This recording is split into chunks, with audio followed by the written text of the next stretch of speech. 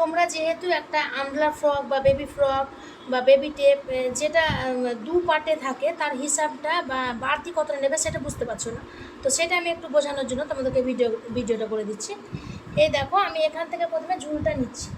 এখান থেকে ঝুল আমি পেয়েছি 9, এখানে যে 9 নিয়েছি এখানেও 2 বাড়তি নেব, প্লাস এখান থেকে যেটা আমি নিচটা নিচ্ছি সেখানেও আমি এই নিচে পেয়েছি 14।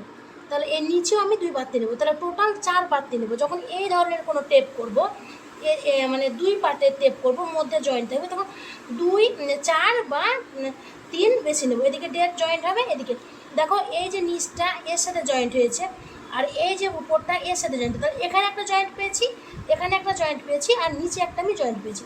তাহলে টোটাল আমার 3টে জয়েন্ট হয়েছে, যার জন্য আমাকে 3 বা 4 বেশি নিতে হবে। তোমরা এখানে এক বেশি নিচ্ছ বা নিচ্ছ না, তার সাথে এখান থেকে এটা বেশি নিচ্ছ না, তখন টেপটা ছোট হয়ে যাচ্ছে বা উপরের পাটটা ছোট হয়ে যাচ্ছে।